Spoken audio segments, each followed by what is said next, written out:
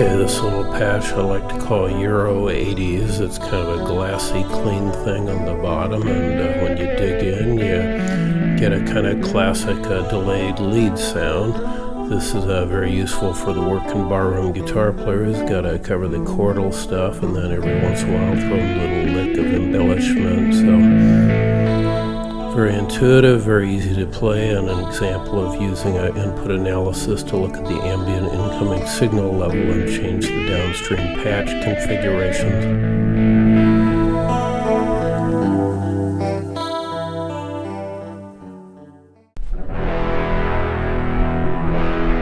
Okay, this next effect is kind of a rotating speaker thing, and like the previous effect, it uses the incoming signal level to decide on the speed of the rotating speaker.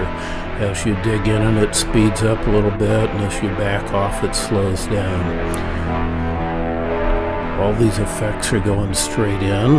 All the processing is happening on the ARM7 eval board, just recording into the computer on Sonar and using the USB cable for power and dropping code and debug, that kind of thing.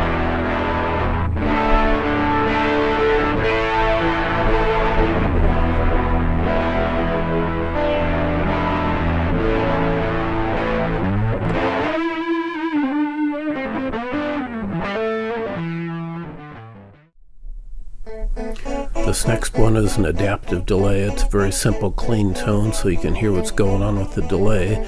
This does transient detection on the input signal and attempts to set the delay line accordingly to match the speed you're playing at. Now, as my playing becomes increasingly erratic, you hear the adaptive delay struggling to adapt to what I'm doing, but eventually does lock. Once you've played through a delay like this, you never want to play through a regular old fixed delay again.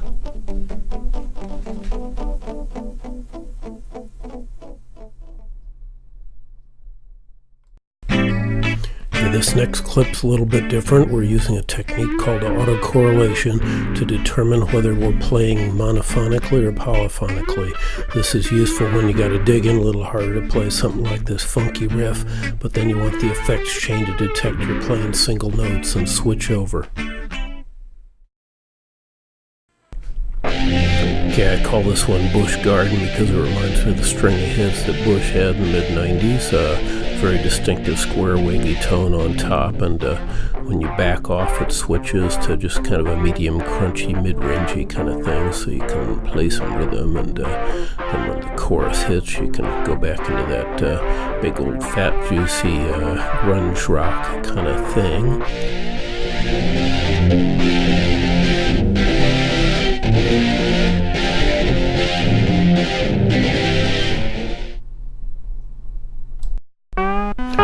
Weird one, doing half wave rectification on the input, and also looking for zero crossings with hysteresis and using that to drive a frequency divider.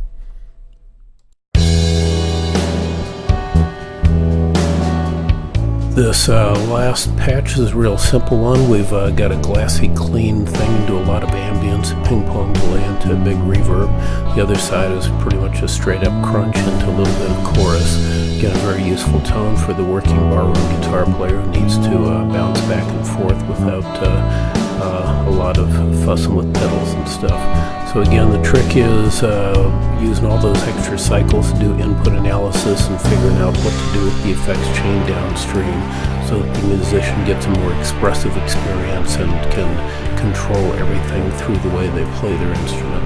Thanks for listening.